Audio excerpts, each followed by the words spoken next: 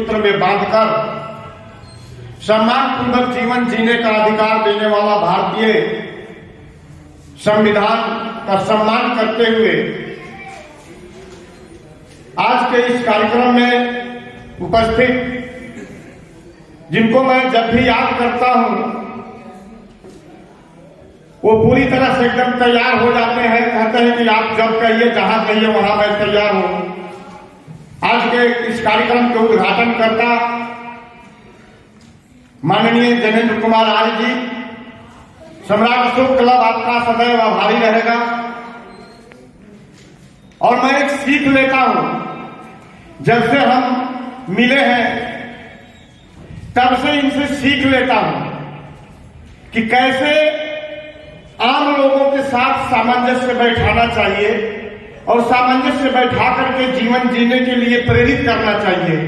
आज के मुख्य अतिथि हमारे सम्मानित माननीय रामानंद मंडल जी, मैं इनके ऑफिस में बहुत बार तो नहीं गया हूं और वैसे हम लोग जाना भी नहीं चाहते हैं पुलिस स्टेशन में, लेकिन जब भी मैं गया हूं मैं इनको यही देखा हूं कि जो भी फरियादी आते हैं उनको इतनी बारीकी से समझाने का काम करते हैं कि सारा का सारा मामला वहीं से जो है रफा दफा हो जाता है और बहुत अच्छे तरीके से।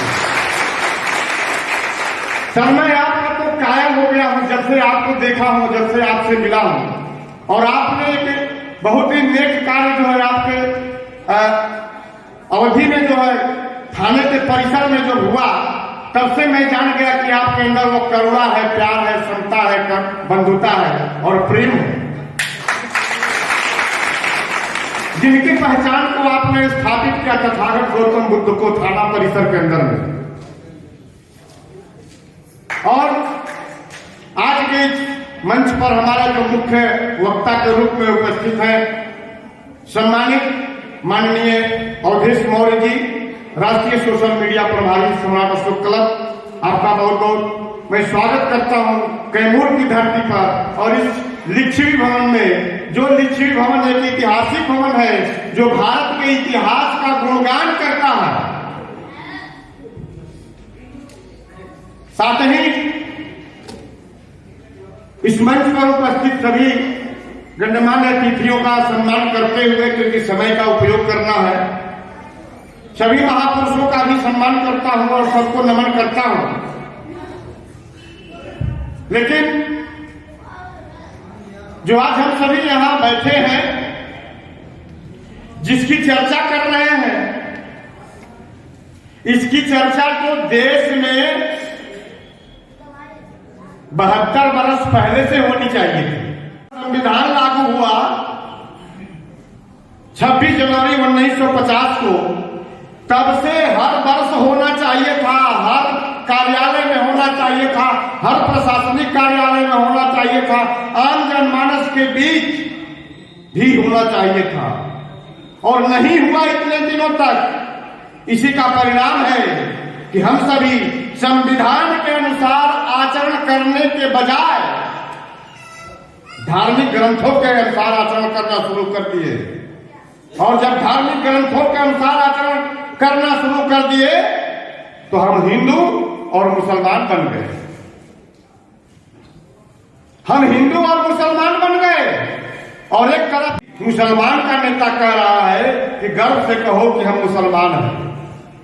तो सोचिए, जब दोनों तरफ से गर्व की लाठी खड़ी होगी तो शांति होगी, अमन चैन होगा, समता समानता बंधुता प्रेम होगा कि दंगे और फसाद होंगे।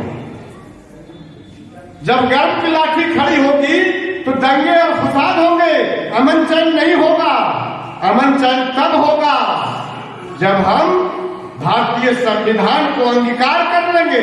सिर्फ पढ़ने से नहीं होगा, पढ़ने से नहीं होगा।